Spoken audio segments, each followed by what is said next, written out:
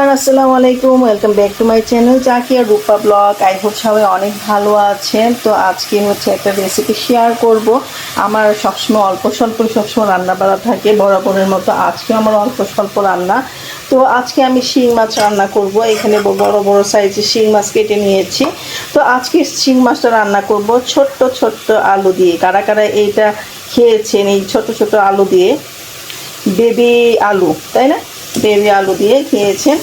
তো এই যে মশলাটা কষানো হচ্ছে, তো মশলাটা ভালোভাবে কষানো হোক। মশলা যত বেশি কষানো হবে তরকারিটা তত বেশি টেস্ট হবে। আর আজকে সারাদিনটা কেটেছে জায়ানকে নিয়ে। জায়ানকে পরীক্ষা, তো জায়ানকে পড়াশোনা করেছে, এই জন্য তেমন কোনো ভিডিও ক্লিপ নাই।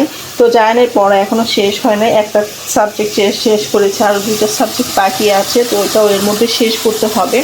তো ভাবলাম যে একটু শর্টকাট রান্নাবান্না করে নিই। শর্টকাট রান্নাবান্না করে হচ্ছে জায়ানকে একটু সময় দিব। তো যেহেতু আলুটা সিদ্ধ করা আছে সেহেতু হচ্ছে আমি মাছগুলো আগে হচ্ছে কষিয়ে নেব। তো আমার মশলা কষানো হয়ে গিয়েছে, দেন হচ্ছে আমি এখানে মাছগুলো দিয়ে দিলাম। আর আমি তো অল্প মশলা দিয়ে রান্না করি। এখানে হচ্ছে হলুদ মরিচ ধনিয়া ছাড়া, পেঁয়াজ হলুদ মরিচ ধনিয়া লবণ ছাড়া আর কিছুই না। তো মশলাগুলো কষবে, মশলাগুলো কষানোর মাছগুলো কষানোর পরে হচ্ছে ঝুল দিব। ঝুল দেওয়ার পর হচ্ছে আলুটা দিয়ে দিব। এই হচ্ছে আমার আজকের অল্প স্বল্প রান্না। খুব কাছে ইচ্ছে করছে, কিন্তু এখন আর চা খাবো না। তো ঝুল দিয়ে দিলাম, এখন মাছটা হতে থাক। আর এই পাশে হচ্ছে দেবর হচ্ছে আম পাঠাইছে। তো এই আমগুলা হচ্ছে এই বাস্কেটটাতে রাখবো ভাবছি।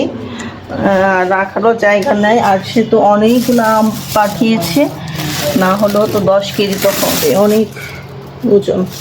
তো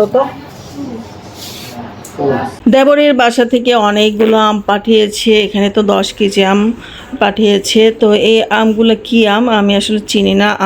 আমি ল্যাংড়া আম ছাড়া আর হচ্ছে আমরুপালি ছাড়া তেমন কোনো আমই আসলে চিনি না। হ্যাঁ, ফজলি আমটা অবশ্যই চিনি।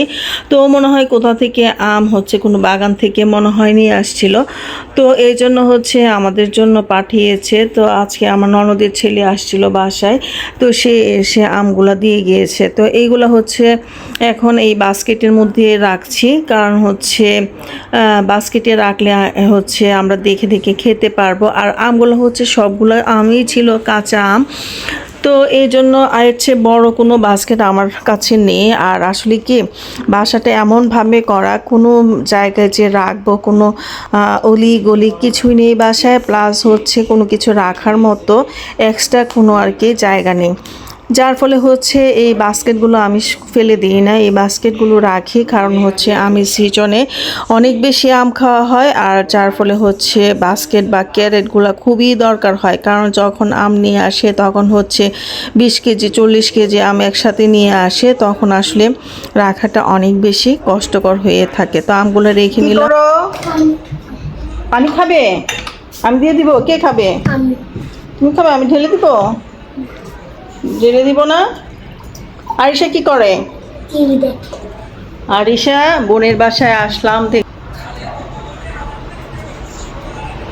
আরিশা কি করো? হ্যাঁ, কি দেখতেছিলা? পড়াশোনা নাই? টিচার আসবে না আজকে? টিচার আসবে না?